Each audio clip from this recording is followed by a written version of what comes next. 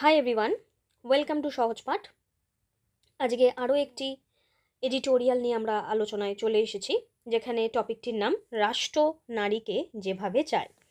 তো রাষ্ট্র নারীকে কিভাবে চায় সেটি আলোচনা করার আগে আমি তোমাদের একটু বলতে চাই, এই প্রতীকী চিত্রটি তোমরা একটু দেখো। এই প্রতীকী চিত্র দেখার মাধ্যমে আশা করি তোমরা বুঝতে পারছো এখানে একটি প্রেগনেন্ট উইমেনের ছবি দেওয়া রয়েছে এবং সাথে এখানে দেওয়া রয়েছে আমাদের ছবি, যেই জায়গা থেকে বোঝা যাচ্ছে কোথাও না কোথাও আমরা দেখতে পারছি যে একজন প্রেগনেন্ট উইমেন যে সন্তানের জন্ম দেবেন সেই সন্তানকে ভবিষ্যতে সিপাহী করে তুলতে হবে। তো এই যে ব্যাপার, মানে এই ব্যাপারটা কি বলার চেষ্টা করা হচ্ছে তার ডিটেলটা আমরা একটু পড়ার চেষ্টা করি। ঘটনা এখানে যেটি বলা হচ্ছে, অগস্ট 2022 সোভিয়েত ইউনিয়নের অতীত থেকে ভ্লাদিমির পুতিন ফিরিয়ে আনলেন মাদার হিরোইন নামের প্রকল্পটি। যেই সকল রুশ নারী 10 বা ততোধিক সন্তানের জন্ম দেবেন তারা পাবেন এই সম্মান, সঙ্গে 10 লক্ষ রুবেল অর্থমূল্যের পুরস্কার। কোভিডের ফলে দেশের জনসংখ্যা হ্রাস পেয়েছে, সে ক্ষতিপূরণ করতে হবে। এই ঘোষণার মাত্র 5 মাস আগেই রাশিয়া আক্রমণ করেছে ইউক্রেনকে। অল্পদিনেই যুদ্ধে মৃতের সংখ্যা ছাপিয়ে গিয়েছে অতিমারিজনিত মৃত্যুকে। দেশের মায়েদের তো আর বলা যায় না যে আপনারা সন্তান প্রসব করুন আর সেই সন্তান আমার ভবিষ্যৎ যুদ্ধের বরে হবে। বক্তব্য পেশ করতে হয় অন্য ভাষায়, অন্য মোড়কে। পুতিন তাই করেছেন। বলেছেন সেসব পরিবারেই জাতীয়তাবোধ বেশি যাদের পরিবারের সদস্য সংখ্যা বেশি। দেশপ্রেমের প্রমাণ সব শাসকই দাবি করেন।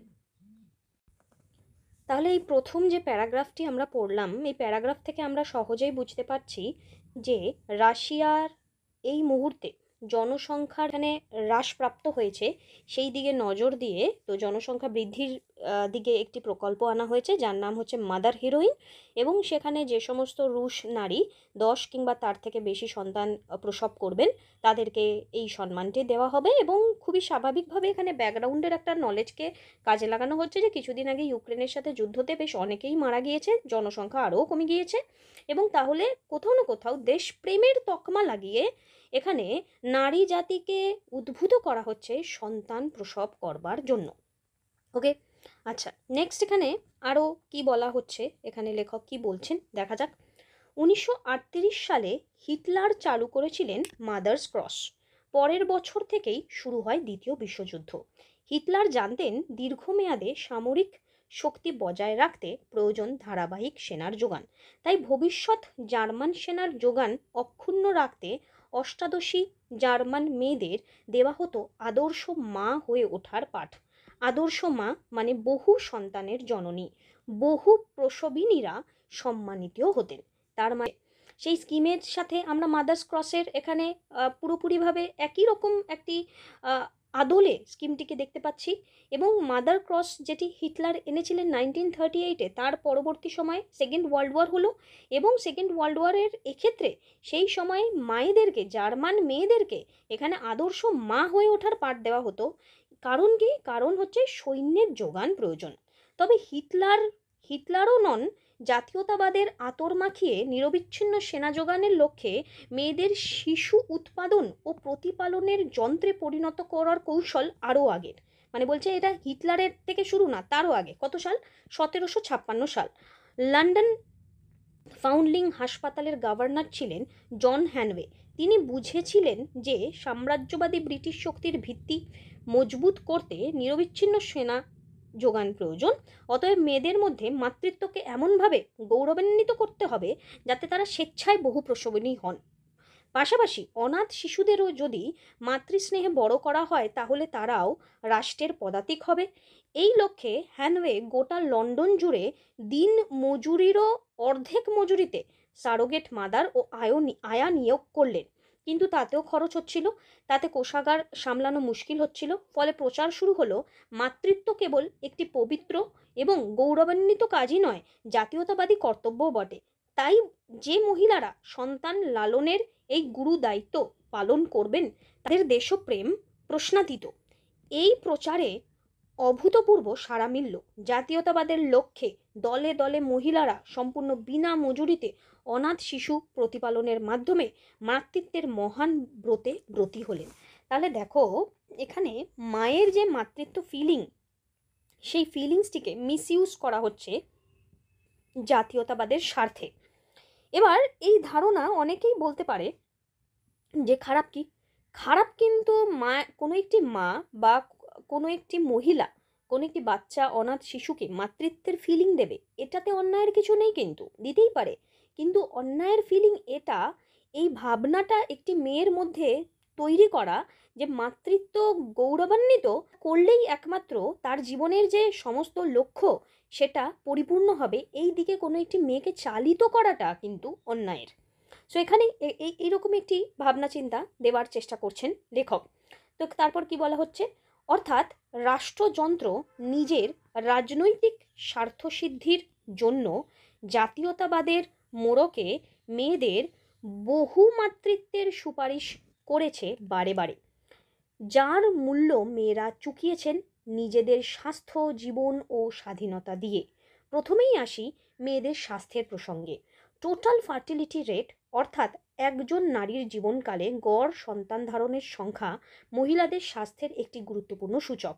একদিকে যেমন সন্তান ধারণের সঙ্গে মেয়েদের পুষ্টি ও স্বাস্থ্যের বিষয়টি ওতপ্রোতভাবে জড়িত এবং সুস্থ সন্তান ধারণের জন্য মায়ের শরীরে পর্যাপ্ত পুষ্টির প্রয়োজন, তেমনি বহুমাতৃত্ব অনেক সময় গর্ভপাত, গর্ভাবস্থাজনিত রক্তক্ষরণ, সময়ের আগে শিশু প্রসবের প্রবণতা বাড়িয়ে দেয়। তো আজকে আমি রাজনৈতিক স্বার্থসিদ্ধিকে বজায় রাখতে বহুমাতৃত্বকে এখানে প্রমোট করছি। এবার এই যে আমি বহুমাতৃত্বকে প্রমোট করছি, এই বহুমাতৃত্বকে প্রমোট করার স্বার্থে আমি একজন যে নারী, সেই নারীর কতটা খেয়াল রাখছি স্বাস্থ্যে, সেই দিকটাও এখানে ভাববার ব্যাপার। দ্বিতীয়ত, মায়ের স্বাস্থ্যের কারণেই দুটি সন্তান প্রসবের মধ্যে অন্তত 2 থেকে 3 বছরের ব্যবধান থাকা বাঞ্ছনীয়।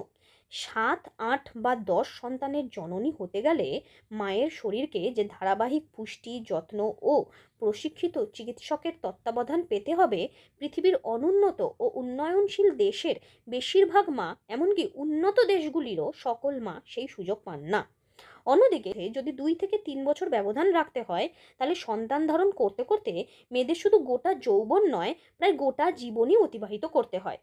এরপর আছে সন্তান প্রতিপালনের জন্য প্রয়োজনীয় সময়, যা মূলত বিশ্বের প্রায় সকল দেশের বর্তায় মায়ের উপরই। এসব পেরিয়ে মহিলাদের শ্রমের বাজারে যোগদান, ব্যক্তিগত উৎকর্ষ বা বেঁচে থাকার জন্য প্রয়োজনীয় ন্যূনতম সকাল্লাদ কিছুরই কি আর অবকাশ থাকে? মানে দারুণ লাইনগুলো, যে একটি বাচ্চা প্রসবের পরবর্তী সময়ে আরও একটি বাচ্চা যখন, মানে দুটি বাচ্চার মধ্যে ব্যবধান মিনিমাম 2 থেকে 3 বছরের থাকাটা বাঞ্ছনীয়। এবার 7, 8 বা 10 বছর, 10টা সন্তান যদি একটি পার্টিকুলার মায়ের হয়, তাহলে এখানেই তো দেখা গেল যে তার ব্যবধান মেনটেন করতে করতেই একজন মায়ের কত বছর বয়স হয়ে গেল, প্রায় তার জীবনের গোটা যৌবনটাই তার চলে যাবে। এবার ওই যে বাচ্চাগুলো জন্ম হলো, বাচ্চাগুলোকে তো পালতে হবে, তাদের পড়াতে হবে, তাদের গ্রোথ করতে হবে, এবং সেটাও একটা মায়ের উপরই থাকবে। এই সমস্ত কিছুকে পেরিয়ে গিয়ে ওই যে মা, সেই মায়ের কি নিজস্ব সকাল্লাদ বলে আর কি কিছু থাকবে? বৃহৎ পরিবার প্রতিপালনের জন্য যথার্থ অর্থ সংস্থানের প্রয়োজন।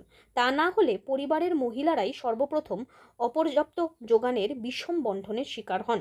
গবেষণা বলছে, যখনই পরিবারের প্রয়োজনীয় সম্পদের ঘাটতি দেখা যায়, তখনই পরিবারের মহিলারা বঞ্চনার শিকার হন। একদিকে যেমন তাদের পুষ্টি, স্বাস্থ্য বা শিক্ষার মতো বিষয়গুলিতে টান পড়ে, তেমনি বাড়ে বিনি পয়সায় শ্রম ও গর্ভস্থ হিংসার পরিমাণ। বিশ্বের বহু দেশেই এখনও পর্যন্ত শিশুর সার্বিক সুরক্ষা ও উন্নয়নের জন্য পর্যাপ্ত পরিষেবা দিতে সক্ষম নয়। ফলে সন্তানের দায়ভার বর্তায় পরিবার, বিশেষ করে মায়ের উপরেই। সন্তান প্রতিপালন বিশ্বের বহু দেশেই আজও মায়েদের পূর্ণ সময়ের কাজ। তার মানে সিম্পলভাবে আমরা বলতে পারি, এই যে প্রতিপালন, এই প্রতিপালনের করতে করতেই কিন্তু মহিলাদের জীবনে যে অসহায় পরিস্থিতিটা তৈরি হচ্ছে, সেই পরিস্থিতির সমাধানটা করবে কে? সো এই যে এই রাইটিংয়ের পড়লে কিন্তু একটা নতুন নতুন নলেজ তৈরি হয়। এবং মোস্ট ইম্পর্ট্যান্ট থিং, যখন তুমি এক্সাম হলে বসে থাকছো, তখন তোমাকে আর ভাবতে হবে না, আগে থেকেই সেই ভাবনাটা যেন তোমার মধ্যে তৈরি হয়ে যায়। তাই তোমরা যদি আমাদের সাথে রাইটিং প্র্যাকটিস করতে চাও, ডাইরেক্টলি আমাদের ওয়েবসাইটে তোমরা চলে যেতে পারো, সহজপাঠ.co.in, এবং সেখানে গিয়ে এখানে আমাদের যে রাইটিংয়ের একটি সেকশন রয়েছে, এখানে গিয়ে তোমরা ডাইরেক্টলি আমাদের সাথে রাইটিং ক্লাসে প্র্যাকটিসে জয়েন থাকতে পারো, যেখানে কন্টিনিউয়াস বেসিসে তোমাদের মূল্যায়ন করা হবে, বাংলা ইংলিশ দুটোরই।